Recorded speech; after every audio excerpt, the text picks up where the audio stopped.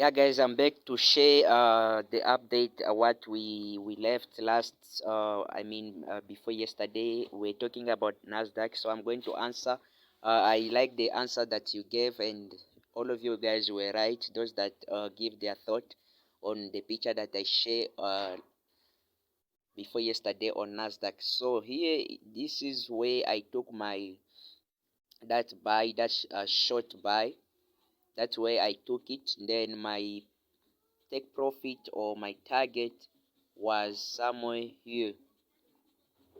Yeah, I think the price reached that level, then started to drop. So the entry was on 30-minute time frame and 1 hour time frame. So on 30-minute time frame, you can see how price was dropping down from the resistance, how it went down. Okay, then after the price reached that angle, you can see how sellers they started to lose their strength. Then the price started to rank. We had the first breakout of this falling trend line or support. Then from there, you can see after this fake breakout which happened here, you can see how buyers they take over.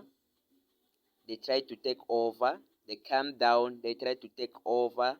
So the price was forming the lower lows and the lower highs, lower lows, lower highs and lower lows.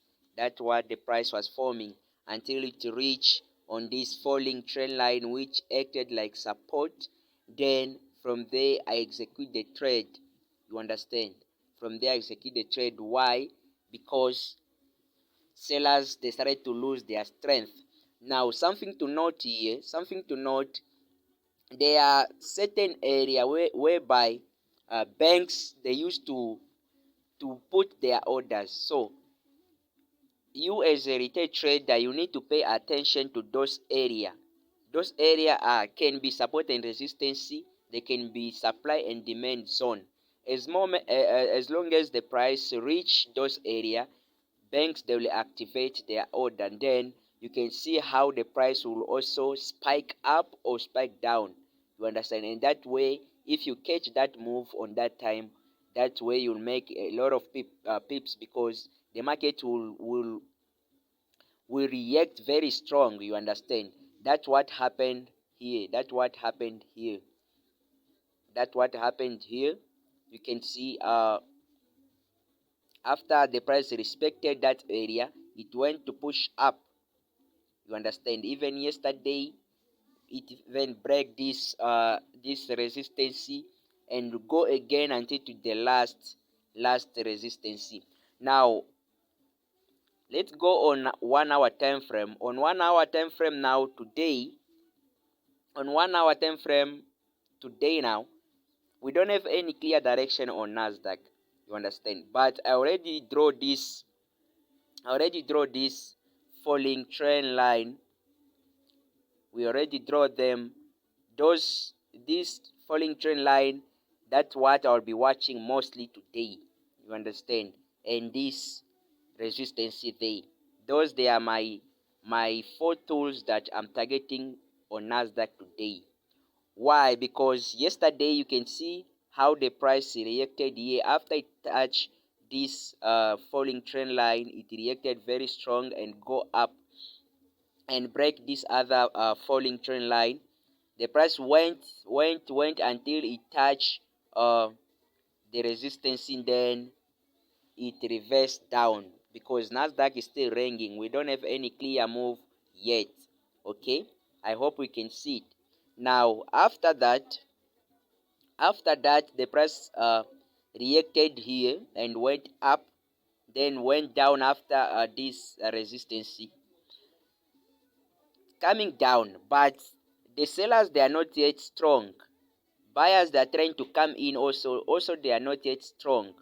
So what I'm expecting today, Nasdaq maybe to go up until it tests that resistance and wait for the breakout. If it break that resistance, 13554 or 13588, if it break it, then if it will be around 430, then I'll just buy Nasdaq, and there is higher possibility for Nasdaq to continue buying until next week.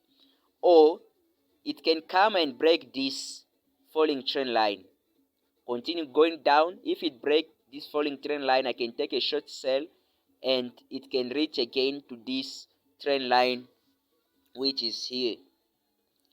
Then I take my profit. In the case of breaking of these two raising falling trend line, then I'm gonna go all the way down, meaning Nasdaq is still having some other rooms to sell even next week Monday. You understand? I hope you understand very clear this analysis here on Nasdaq. But for now, you can't take any trade. You need to wait. You need to wait because you don't need all the time to be after the price. You need to wait for the better opportunity. Wait for the better opportunity so that you enter a trade. You understand? You can see here this support. The price already reached this support. Okay, the price already reached this support, and we don't have any breakout of the support yet.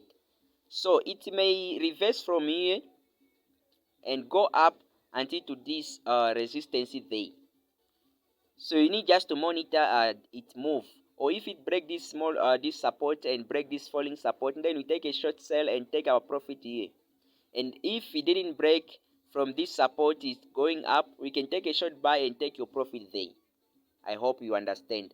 That's what I wanted to make clear. So the main target will be my eyes is just on this resistance. If it break this resistance, then we may go up until on 14, 13, 7 next week. So you need to pay attention on Nasdaq. Now let me go on Euro USD. Let me go on Euro USD. Euro USD also, you can see it was in a huge downtrend. Okay, but after the price was in a consolidation area or zone, you can see you already have the breakout of this trend line. You can see we have a breakout of this falling trend line. Okay, that is why we take the trade after that breakout of the trend line. Then we are expecting the Euro USD to go and touch this area or this area. You understand? And we already hit our to take profit. Now it's up for us to wait for the last take profit. And if it after the last take profit, it can still go and touch this area today, meaning the market, there is higher possibility of the market to sleep in bull's hand. So based on this for breakout in this London section of this falling trend line, that's why we took the buy on Euro USD. And if you check your Payapa strategy indicator, it can also indicate the same. I hope you understand, guys, very clear. So what it's very important when trading, you need just to have a good trading psychology and always wait for the better opportunity in the market. Don't force trade, don't force your analysis. You need to be patient with the market if you want to make it, guys. Any question, feel